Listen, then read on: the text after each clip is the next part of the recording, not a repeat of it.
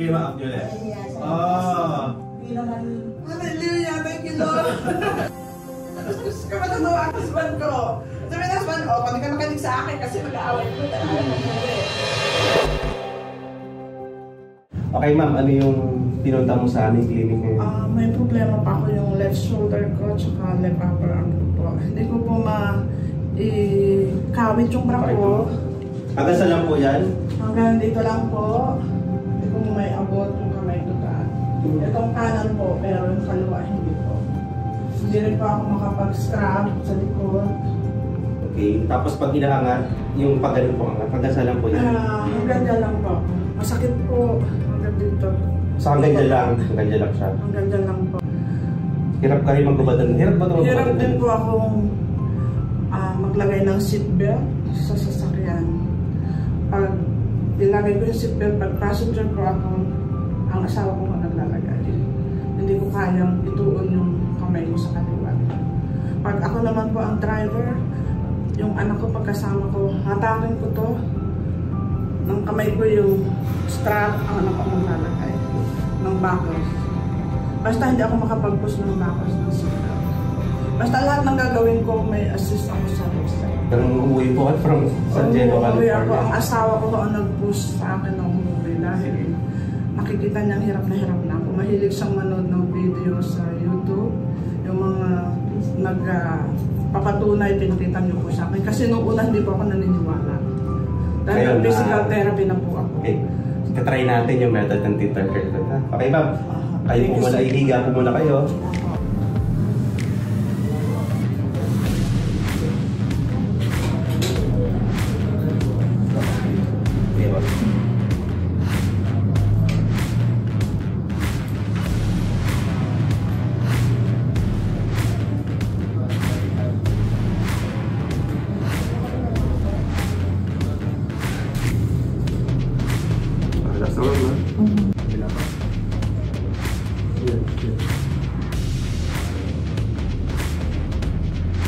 Bangun po kayo.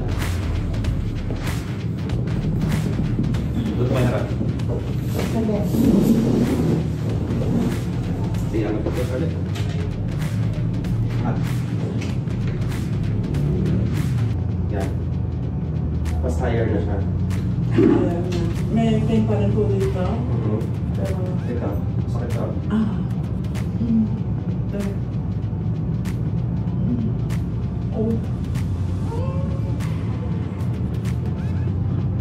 Ano yung mas masakit ka, no? Tsaka dito, no? 1,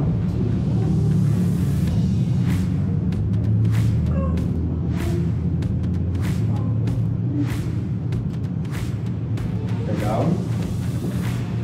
Up. Mas straight siya, no? Hallelujah!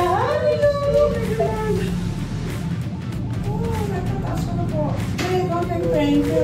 May didiretso ko na po.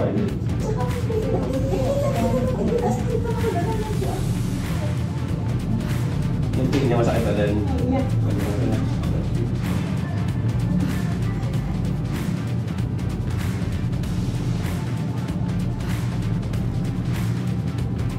Down. Okay, up.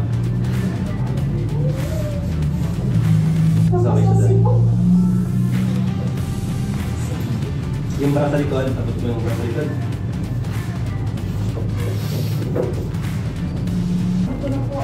Kaya nga sinusunod ko lang po. Kasi tingnan ko. Sabat na siya. Okay. Naabot ko na po. Nakakaabot na ako doon. Hindi na. Makakapagkamot na ako. Okay. Bakit hindi po ako makaganyan? Kung alam niyo lang ang what I've been through. Dito sa ganito po si Pastor. Oo, mahirap ang shoulder pain din. Sige, up niyo po, up. Mas smooth na siya. Okay, sige. That's our